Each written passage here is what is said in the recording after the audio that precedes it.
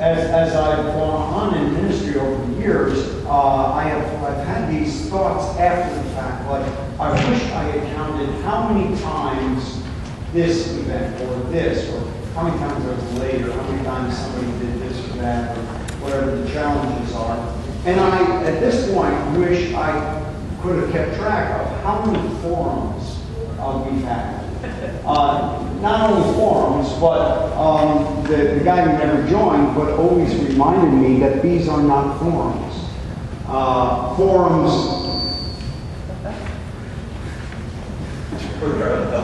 Okay, I'm trying to help them to hear me good.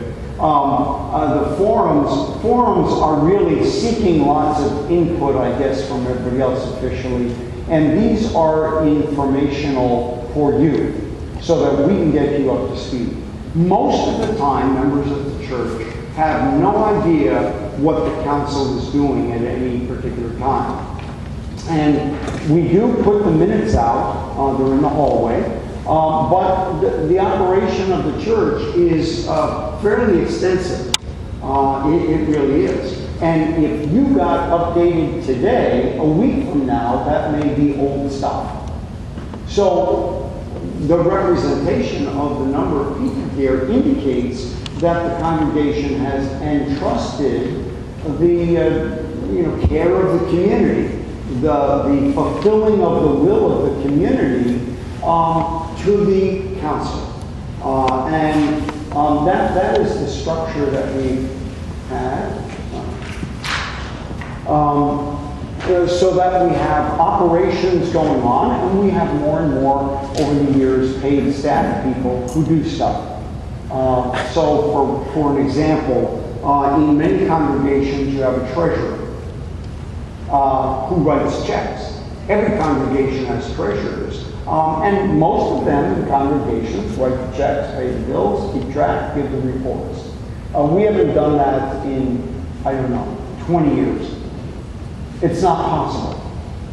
We have about $1.5 million of checks being written out every year, and they're not $100,000 checks. They're $18.15, and there's $29, and et cetera, et cetera.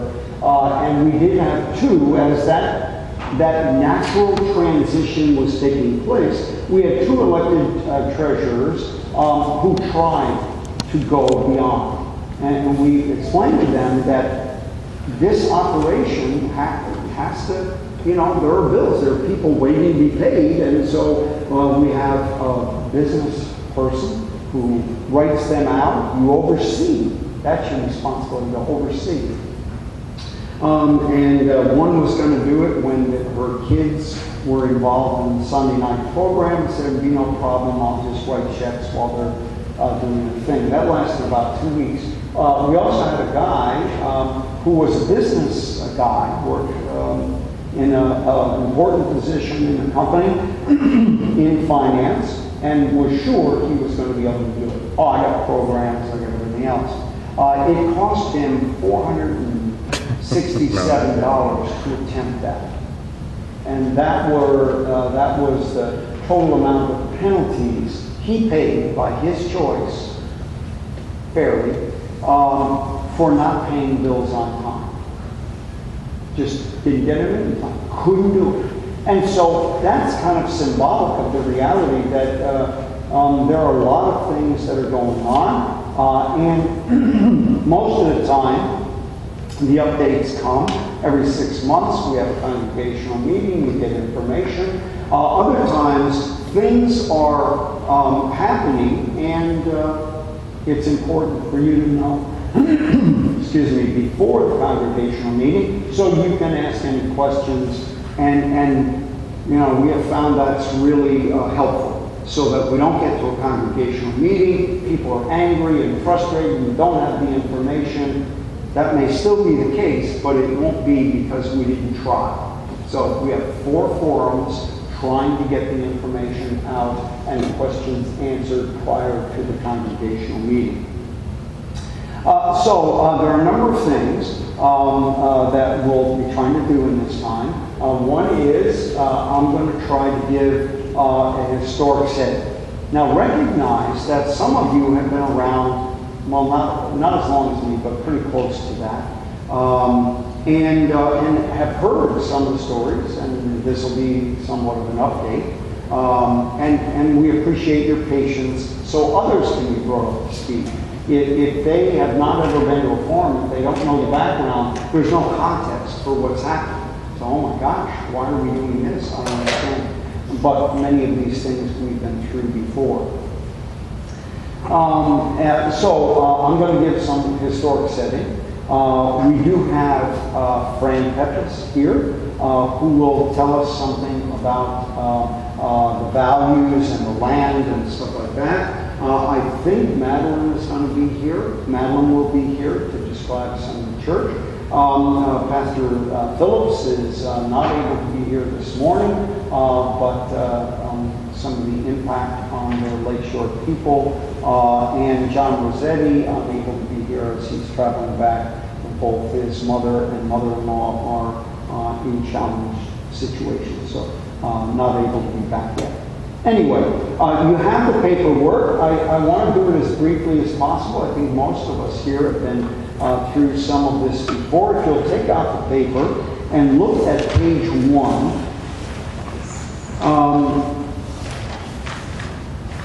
it doesn't begin at the beginning. The beginning is unknown to me. I was unable to get the information, actually. 1980 to 85 is blank. When I came in 89, I looked for the data and couldn't find it. So without data, we have personal feelings and ideas, and they may not fit. They may have fit years ago, they don't fit now. But if you don't, Jane, come on in. If you, Steve, you want to start Jane? If you don't have the information, it's a little hard to make a decision and to be appreciative of what God has been doing in the congregation. So when I came, I went through all the paperwork I could find, and sure enough, there was a piece of paper that talked about a balloon. And it wasn't the party balloon, it was the balloon in the mortgage. That the congregation had signed up for a 20-year mortgage with an 8-year balloon. And the 8-year balloon was the synod gave the money to begin with to build the building, to buy the land, to set up the pastor, to pay the subsidy for the church to operate. But in 1992, the congregation was supposed to go get its own mortgage. Transfer over to the insurance company, banks, wherever else you could get the money. So when I found that note, I went to the people who had been around the church and showed it to them, and I said, could you tell me about this? He said, never saw that. I have no idea. So I tried to understand what they were saying, and basically finding out that the church was going to need to acquire a loan from the insurance, either Lutheran Brotherhood in that day or AAL, the Association of Lutheran.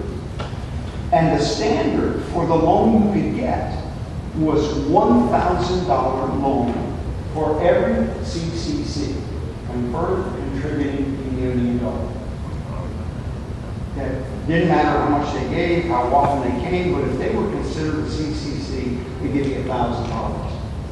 Now, we had about 75 CCCs, stretching some. I mean, you don't kind of walk in and kick people off the rolls just because they haven't been there for 4 years. But, you could get, 75 or so CCCs. And the mortgage was $392,000. So I asked the congregation what the plan was, but nobody had known the data. They didn't know that was coming. So one of the things that we started to do as the congregation grew and developed was to begin to send in extra money. We're trying to lower the balance so that we could reach it. Even though there was growth going on and having more people, how do you get to there in 3 years, 89 to 90? In any event, that data is missing, but what you see there, row 3 is the year where we have data. Row 4 is the average worship attendance we do not use. And again, you can have questions. I'm telling you the best practices that I've learned over 50 years relative to church. It doesn't matter how many members you have. It does, take that only in the best way. It doesn't matter, but it doesn't matter in terms of planning, because you've got the great-grandson of a patriarch of the congregation. And that great-grandson hasn't been in church 3 times in 5 years. Now, officially, appropriately, you wouldn't count that person very much to expect when you're going to get support or fill in the usher on Sunday. So, you have to regret it. But if you throw him out, if you say, he's not here, he's not, what's the patriarch? How does she feel about this loving congregation that just kicked out her great-grandson? So the numbers and clearing the roles, I mean, that's always hard. We have real numbers, and we ask people to be serious about their participation. And so we have an active role, and then we have kind of associates. But this is counting worship attendance, and that is a significant number. That those are the people who are there. And if you're talking in announcements and getting some support, those are the people you're going to get it from. So that's why that list is there. And then the percent, PCT in row 5, is the percentage compared to the previous year, up or down. And we spend a little extra money to give you colored sheets of paper so that the red are negative and the black are positive. So you could see the challenges that were going on. So you know, there are all kinds of things you learn in ministry. One is, if you build it, they will come. Everybody heard that phrase? If you build it, they will come. No. It takes a lot more than just building a building. Because this building was put up in 1985, and it's in the middle of the property, and there were 300 feet of trees between us and Southside. So people did not even know the retreat center was here. So as people died, as people moved away, there were not any new people filling in. And actually, there were fewer people here the year I came than when they built the building in 85. Just natural attrition. And so there was some challenges, and I came in 1990. I am not anybody's Messiah, but I have had some experience in church development, church growth. There some folks, done some work, and we did have some substantial growth in terms of worship attendance and membership. Membership would be greater than worship attendance, but there it is. So 28.9, 27, 19. The larger the number gets, the 10% of 100 is 10 people. 10% of 1,000 is 100. So they're not exactly comparable. But anyway, you see it go across, and the graph down below is showing visually what's happening in the congregation. And so it takes off. And in 1991, we built the first 1,000 feet going out after Philip's office, Jackie's office, and Ron's office. And it was a Sunday school rooms and a gathering area. It was a fellowship. It was an artifacts, because we didn't have one. So we built that, and immediately it was full. And immediately I found out from the Division of Outreach that we couldn't build it. All the money came from the members, but it's against the rules to do any capital improvement when you are receiving a subsidy from the city. I did not know that. They didn't tell me. We did it. They said, don't do that again. We wouldn't. So when it came to 1992, and we were supposed to be getting off subsidy, we had enough members and enough resources to be able to get off, and in fact chose to be off subsidy before the agreed upon deadline for us to be off subsidy. And as soon as that happened, we then built the Shepherd Center next door. So one minute we're on subsidy, and the next minute we're spending $150,000 to do the education bill. So the developments over the years, some of you were here for them, every 2 years, in case you're remembering, it was every 2 years. So 91, 93, the Shepherd Center, 95, the garage and the patio, 97, the 4 classrooms, 99, the gathering area and the offices, 2001, the sanctuary. And as you see this, there are, basically the trend line is up to about 2003, and then there's this plateau. We had added vicars. We had 9 vicars over the years, in case you were wondering about that in memory of the past. Not counting Pastor Araujo, who was officially really kind of a vicar getting training in Lutheranism, but something around 10. And development. So when you can't park cars anymore, and anybody ever park on the front hill out by Southside Blvd besides me? Yeah, there were times that was all we had. So the response, we built the parking lot. It's not fancy, but it's needed. We cut down trees so you could have a parking spot. We had no narthex, so we built the narthex. No place for Sunday school. Anybody ever in a Sunday school that was, we had these partitions that were up here, and we had the classes on the other side to worship here. Remember that? Yeah, that was a lot of fun. I think it came down just after hitting my wife. The leg things never stayed in well, and it fell over and smashed her arm, and said, we should do something else. It was not her education building. But anyway, education, where you're going to store things, and then we have no place for classes and outside community groups, and then the offices, impossible. We had 3 people in Rhonda's office. 3 staff people in that room, working at the same time, because we didn't have any offices. And then where does the vicar go, and where does the pastor go, and where do we have meetings, where can we get privacy, the gathering area, and then hit the limit of this property, this building here. We had people sitting, anybody ever worship in the closet? Before it was a closet, we had folding doors, and we pulled it back, and there was some modification we had to make of our mindset. Because for those that had been around in a small mission church, the idea of having overflow every Sunday is like every Sunday's Easter. This is great. The offerings are there. What could be better? Except it's not effective for spreading the good news. If you're a visitor, and mom and one kid sits there, and dad and the other kid are in the closet, the next Sunday is not a place that they don't have room for you. And so, although it felt like Easter every week, you really don't want to have Easter like that every week. And so the decision was made to build the sanctuary, a gathering area, and sanctuary at the same time. We couldn't do that because the price was too high.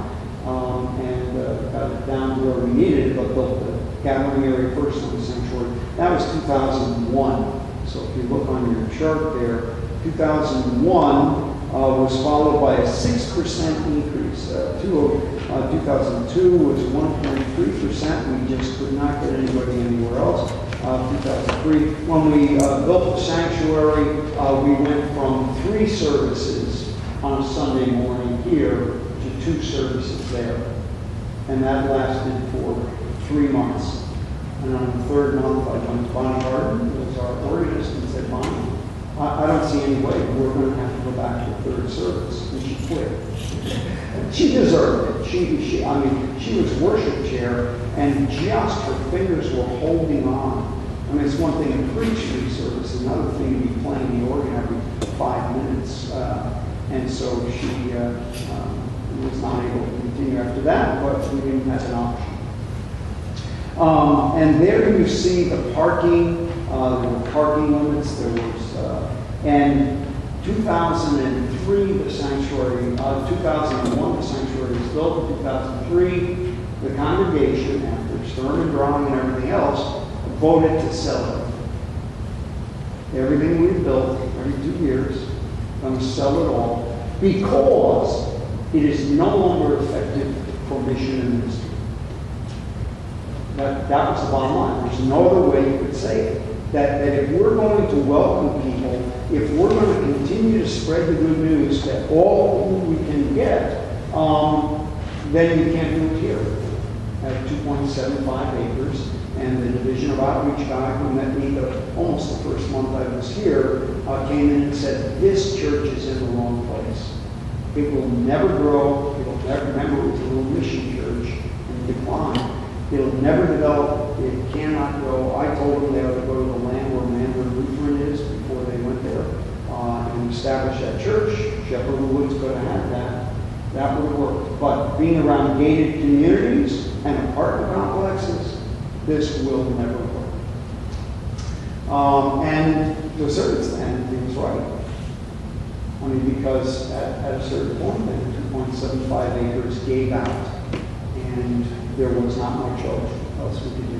We tried convincing, encouraging the congregation to consider dividing, finding another place, take some there, and we did not have a lot of people who wanted to leave the community and to be part of a separate church.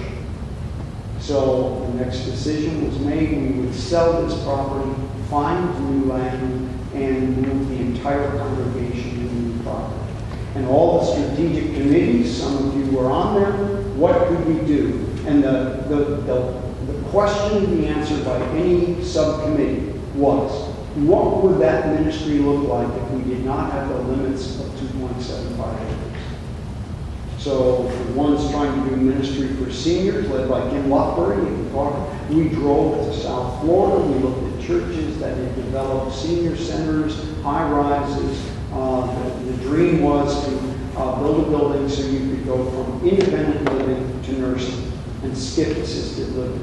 That the congregation would assist you, take you to doctors, bring you medicines, make sure the medicines are right. All of that. That was the dream. And to do that in about 5 acres. Christian education, considering what's going on in the world and what you can't say in a public school setting. How do we get the faith into kids? We ought to have our own parochial school, our own Lutheran school. And how far would we go? Up through high school. We're not going to say to a teenager, we're not going to try to connect you to the Word. And so that could be that. If you're going to do that, you need the playground areas and the ball fields and everything else. You need 5 acres. And so the subcommittees presented information and the congregation approved the plan to look for 40 acres of property. That wasn't just what happened, it was intentional. And we had a location committee started by Fran looking for land and did find land. Land was for sale in Jacksonville. The first land that I remember was down on A.C. Skinner, 10 acres. They would sell us for $400,000 an acre. Kernan Boulevard, Fran found 18 acres, as I remember, and that was for sale $800,000 per acre. And then Fran found who owned over at Bay Meadows and 9A, because we were looking for affordable, which we haven't found, developable, get all the dreams built, accessible near highways, because the average drive time was 22 minutes. We'd take all the members, throw them into the computer Marcia Sullivan had with Regency, and it was 22-minute drive. So how do we find a place that would be 22? You've got to get by highways. You can't do it at Atonement Lutheran. Nice church. We have their eternal light hanging by the pulpit. Don't they need it anymore? No, they're not a church anymore. They were in the back end of Grove Park.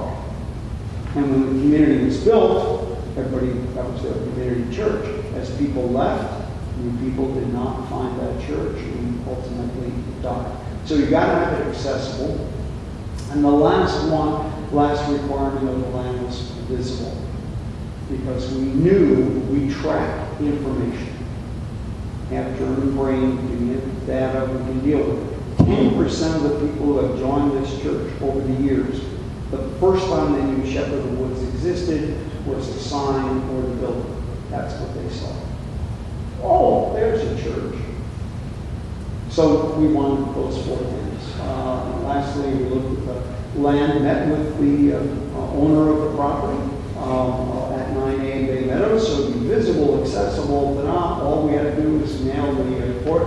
100 acres, no problem, as much as you want, 40 acres. And the land was for sale for $25 a foot. And I just memorize it because it's astounding to me. There are, I think, correct me if I'm wrong, 43,560 feet in an acre. And if you do the math, that's $1,089,000 per acre. So the numbers are showing we are trying to be effective or ineffective when we can't find land, and then we checked, we found the land, and we had known about it, not our first choice by any means, through an industrial park, lake, off Greenland Road. Found it, went there with the council, they saw its capabilities, went there with the congregation, had a picnic there. What do you think, Joe? Joe let us have a picnic there. Congregation saw the place that could develop all of the dreams this congregation had.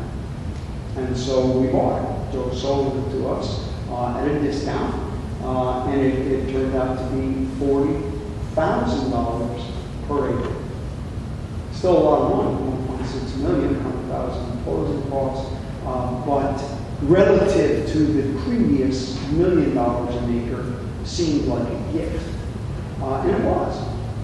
And so, as you look at the numbers there, that land was purchased in 2004.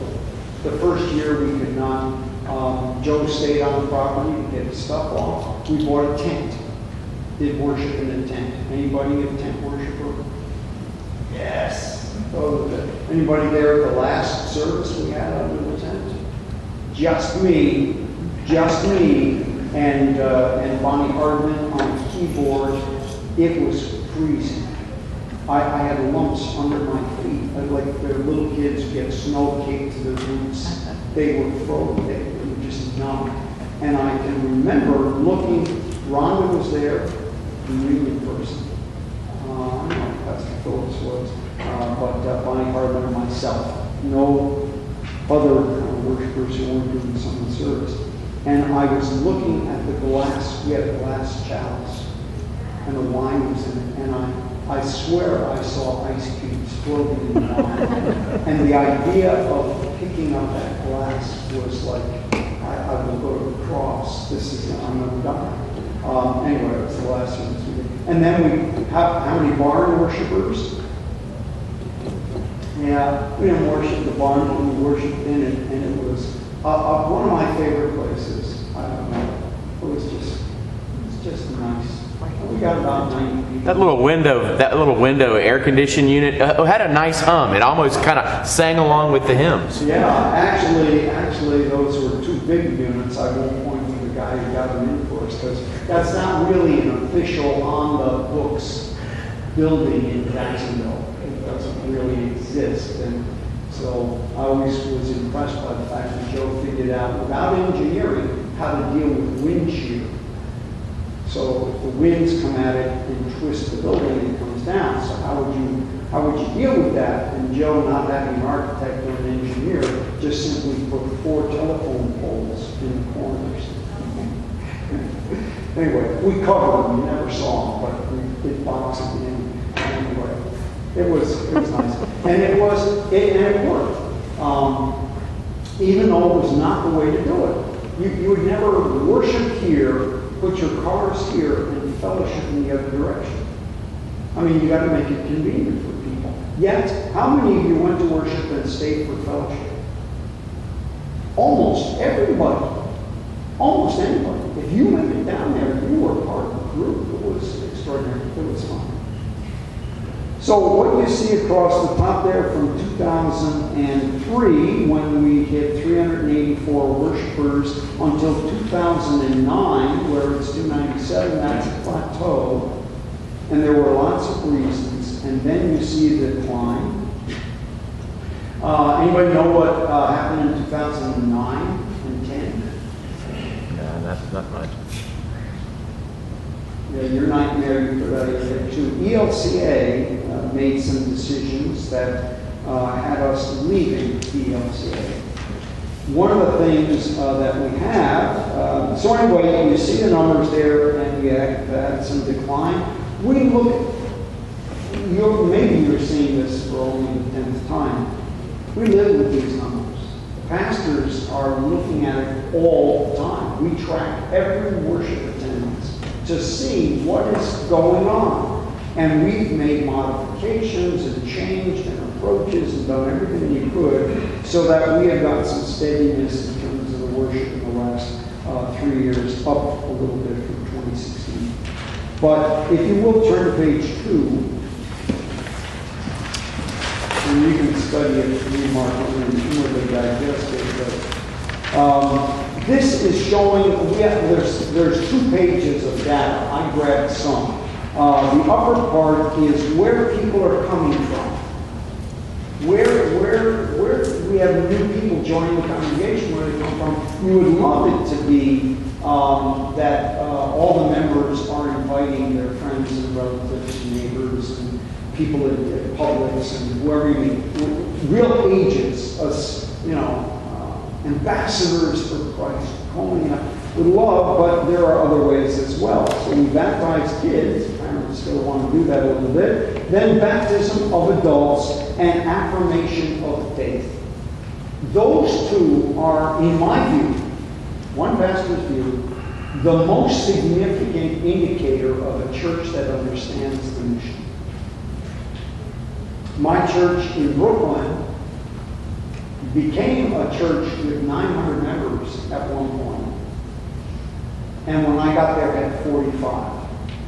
When I studied through the work, and all the data, I realized what was really clear is they never did any evangelism.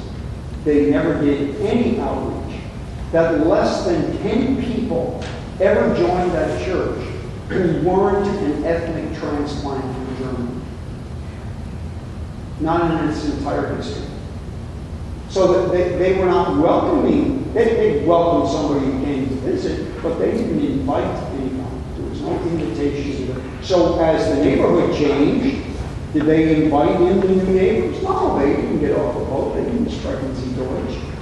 And so they didn't. They weren't intentional, but because they weren't intentional missionaries, that's how they got to 45. But if you are an adult, like Russ Trapp, who had been in and out of churches his whole life with his wife, Jeanette, remember Russ? Gentler guy, God never treated him. And he started talking to me after Saturday night service a couple of times, and he said, Pastor, I can do it. I don't know for sure, but I have no information that I was ever baptized. He was 88 years old. They had never joined a church in their entire married life. He had never been part of a church. But he came to this church and said, I want to be part of this community. So Saturday night, after worship, baptized, remains to this day the oldest person I've ever baptized, 80. That was not like, oh, I had a baby, can you baptize? Can you do one next week? Can I get it done? That's Brooklyn language. That's not what it's. They call up out of the yellow page. Yeah, your church, you do baptism. Can I get my baby done next week? I would say, because I'm talking New York. I said, what would you like me to do? Well, the thing with the water, I said, I finally string along. I said, oh, baptism. I said, why would you want that? Because clearly they're not living out their baptism. They don't know us from anybody. What do you think is going to happen when you're done? My mother just beat me up every time she heard one of the stories because she is Missouri Synod German Baptist. I think I'm a pastor because I was baptized 3 times. I'm not sure about that, but my mother was I was baptized officially in church on May 22nd, but I was born April 29th, so 3 weeks old. But I have no doubt my mother would have baptized me the moment I came out of the womb, because that was kind of like, you're going to go to hell. God's got no choice. And then my grandmother would have baptized me as well, just because she taught her daughter about most of the time. But when somebody, as an adult, says, I would like to be baptized, that's one. And the other is affirmation of faith. These are what's known in church language, seekers. These are people who are not connected to another church. They have not been active. Maybe they haven't been active since they were confirmed, like Fred Zerker, member of our church. Hadn't been in church in 42 years. Came to our church and joined our church. So the affirmation of baptism and baptism of adults, the significant ones. And then there are 3 transfer groups, ELCA, other Lutheran, and non-Lutheran. And in many churches, that is the primary or singular place where people join. They're not welcoming a stranger, they're not reaching out and inviting, but you're in a neighborhood where people are coming, and therefore they join. When you go down to row 12 and 13 and 14, these are the percentages. Notice 1990, 61% of people who joined this congregation affirmed their baptism. They were seekers. They said, I haven't been in church a long time before I'll join this. Phenomenal. 65% in 91, 62% in 92, 44, now we're starting to look like, 27, 60% by transfers. Neighborhood changing, new people moving in, ELCA, we're on the list. So 2009, when we leave the ELCA in 2010 completed, we are no longer on the rolls of the ELCA. So anybody moving into Jacksonville now knows there are 16 good Lutheran ELCA churches, not 17. And so whatever the percentage was, look at that 94, 58% were transfers. People angry at another local Lutheran church, not feeling it's fulfilling them, and they would come over and join, transfer over. But notice what happens in 2009. 17%. The next year, 14%, 13%. So whereas we were getting up to 60%, 40, 50% transfers, that stopped immediately after we left the ELCA. And we also have a property which we bought on the Lakeshore that is not visible. And 10% of our members come from Seniorville. So there's, on average, 25, 35% transfers, 10% walking by, there's 45% drop. Now, the other thing to notice is the total number of people increase or decrease, row 20. If you look at 2004, in row 18, 2004, how many people joined the church that year? 10 points, it's just reading. It would be R18. 168. 168 people joined in 1 year. Now, congregation in general would throw a party celebrating. If we talk about assimilation, how to get that person so that they know the community, participate in the community, join in fellowship, join in ministry, join in service, that's not easy to do, especially if you have seekers who haven't been involved in church. We have 168 people to assimilate into the community. This is beyond, this is pull out your hair time. This is hard.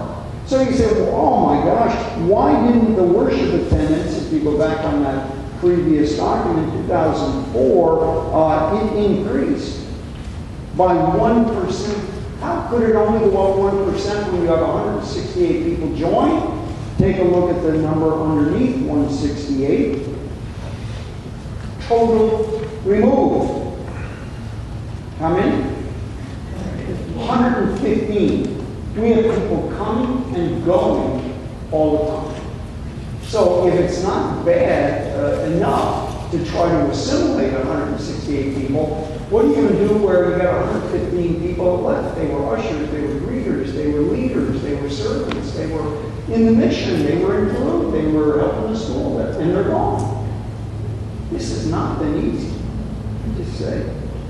So there you have it. Total increase or decrease. Last 2004, we increased 53. Then the next year, 6. There's the plateau. 6, 18, 24. Drop. 2008, 8, 9, 10. We're gonna. Our thing dropped 19, dropped 48, dropped 11, dropped 55. Challenges. So we have been dealing with the challenges of life at Shepherd Woods, being in mission for Christ. Vision and mission. Next page, if you would, 3.3. There's the Lakeshore and Southside. We track attendance. Every once in a while somebody will say, do you ever wonder, do you look at it? We look at everything. We try to analyze this. What is going on? So that we can respond to it. We don't wait once a year to review stuff. We're looking at it month by month. So what you see there, again, spending a little extra money, if it's red, that means, okay, so I just want you to think, which is significant? That the number of worshipers this month is up 10 over last month, or it's 5 over last year, same month. Which is the significant number? From last year, not last month. Because Easter, you always get a lot of people there. Summertime, people are away on vacation. But every summer, now, we don't have snow, but we do have heat. And with drive-in worship, we do have rain. And I'm surprised cars come, but they do. Windshield wipers are going. Preaching under the umbrella. We don't care. Come any way you want to come. We're trying to get the word out. So there's the Lakeshore worship attendance. 2008, 9, 10. There's the LCA impact. One fell swoop, 11% decline. Down 1. And then 12 and 13, there it is. That's the high point of worship attendance at the Lakeshore. That was what it reached, 90 people a week. And we then dropped 80, 70, 60, 60. There. We added pews. We modified preaching schedule. We have always had a campus pastor. We've studied before we ever became multi-site. Pastor Phillips and I went to Fargo, North Dakota, where there's a Lutheran church, became multi-site. Met with the pastor and the administrators to hear what the challenges are. How do we keep it together when there's 2 different locations? We went to a conference in Virginia, trying to learn about it. One of the things they would do as campus pastor. The senior pastor in most non-denominational churches is the mythic leader. He is the guy on the screen in every satellite location. We did look at that. Didn't do it, but it's kind of funny. But they also had, if the senior pastor's over here and never shows up at this location, what happens? They have a campus pastor. Now, they don't do communion very often. So that isn't a problem if we don't have a ordained pastor. But then we had ordained deacons, or deacons to consecrate. Anyway, that's where it is. So we've been watching this. And in reality, if the Lakeshore were a plant of a denomination, of belief in church, and said that's where we think the church is going to grow, at this point they would be looking and saying there are too many negative factors to say that church is suddenly, or the things we're not doing. We have good pastors, we have commitment, we follow up on people. We've done outreach. Nobody is ever going to see that place unless we invite them. We always encourage members to do that, but you know why we do the pumpkin patch? How many think it's to get money for the church? All the money goes to ministries. None of it comes to the church. None of the money at all. Why do we get 1,100, 1,200 people? Why do we kill ourselves? The pastors are out there every minute it's over.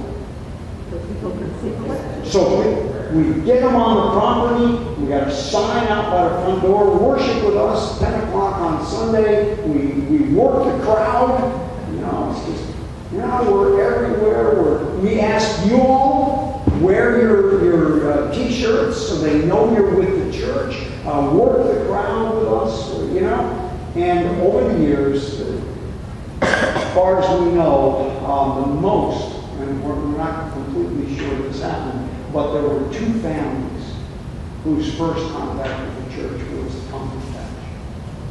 After all the years. I mean, when we looked at it, I wonder if it makes sense for the effort. If nobody has ever made a move into the sanctuary, the amount of work that's involved in that is absolutely astounding. You will never know how much it takes. And it is nigh on the depth of finance. But we would do that to let people know that the church is there, because they're not driving by and seeing it. Okay, McCain's with their business around the corner, they know it's there. Did you ever drive by the cul-de-sac to see it? Just hard. So there's Lakeshore, and there you see the total down at the bottom, combining Lakeshore and Southside. We're at about 280, where there's the plateau. And you can see our high point for Shepherd of the Woods was at about 410 worshipers, 8 and 9, and then dropped 10%, leaving the LCA. And challenges. Last page, page 4.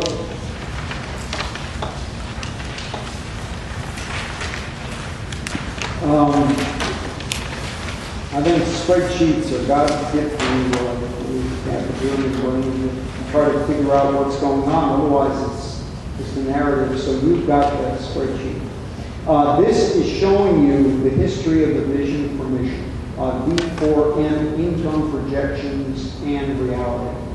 So the different color, the first 3 rows, 5, 6, and 7, are a 3-year appeal, month-by-month income. So if you go over to column O, annual income, the first year, March of 2004, why did we start that record? What happened in March of 2004? Bought the Lakeshore. We bought the property. So a lot of commitment by a lot of people. There's $500,000 in 1 year. The next year, 378, the next year, 285. We noticed that. That be, by now, we got people leaving the congregation. They may have pledged $100 a week, but when they move to Tahiti, they're very few fulfilled. We have one family that actually fulfilled their total pledge, $25,000. They fulfilled their pledge when they left. But majority of people don't. They have new ministries to support wherever they go. But there it is. You see in column P, that's $1,209,000 in that appeal. Was there a commitment? Was there a dream? Was that people support? And column Q is 403. That's the average over 3 years. You come down the next 3-year appeal, 1.1, down about 6%, 379,000.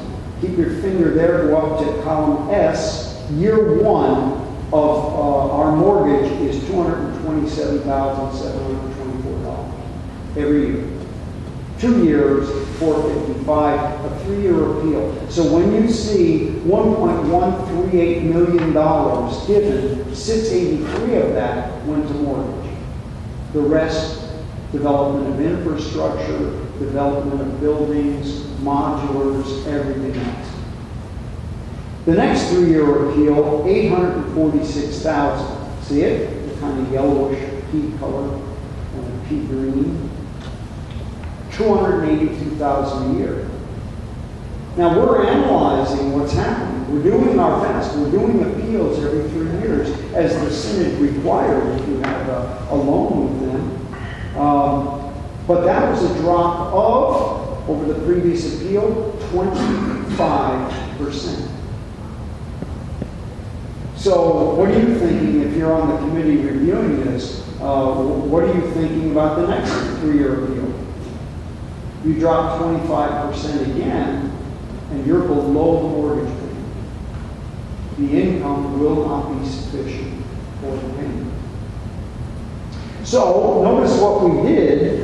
We switched from 3 years to 2 years. We analyzed this and say, at Shepherd in the Woods, we have 158 people join, and they're there 2 years and leave, and never heard of Vision for Mission program. Because they're in and out before 3 years are up. So we're going to do it every 2 years. We didn't ask this, we didn't ask anybody else, we just did. Because we know it's going to be better for us. And the average went from $282,000 a year to $306,000. The first year is always the most significant. The second is in terms of amount. And you see the amounts there in the other. The next year, $475,000. 2-year appeal dropped 22%. So in those 3 years, there was an overall drop of almost 40%. Concern, for sure. The difference between the mortgage payment and the amount received over in column S is $19,915. So if we don't have the money from donations to pay the mortgage, we have to take it out of savings. So some people were really irritated. You know, how come we're not continuing to develop the Lakeshore? Well, because Southside didn't sell it. Because we didn't have $2.7 million in hand from the sale of this property.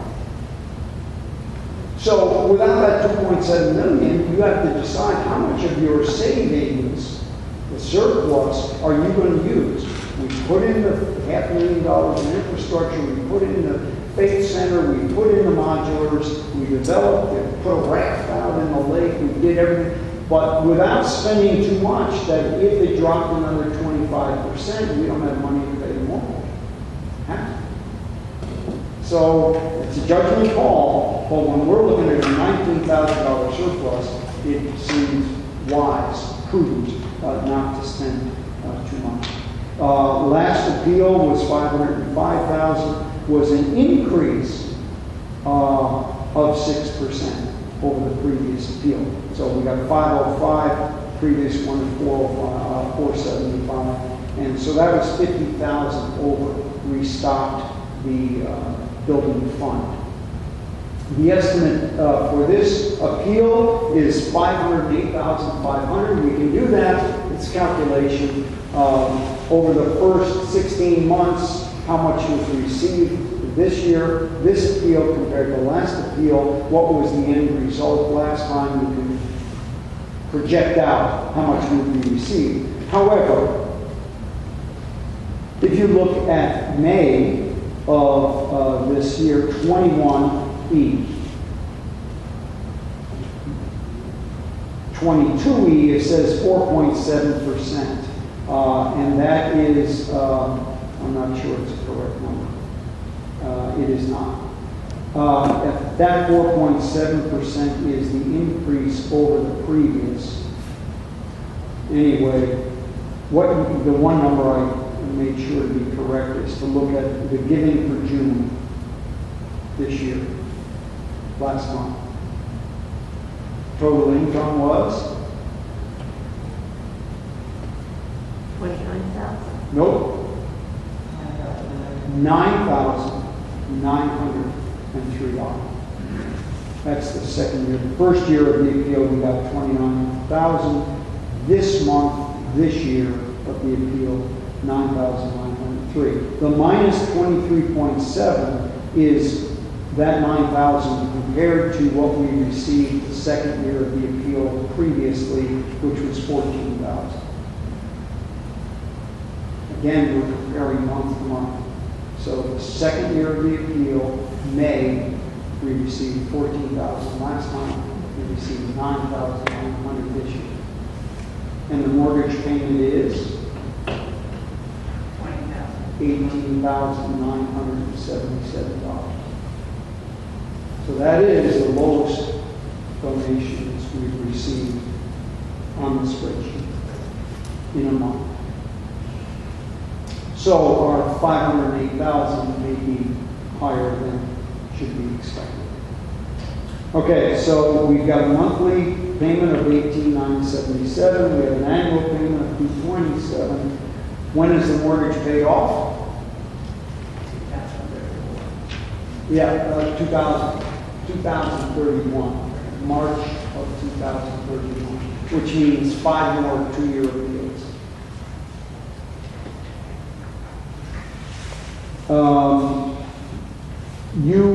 The congregation of council came and requested, in order to deal with what's happening, that we sell a portion of Lakeshore.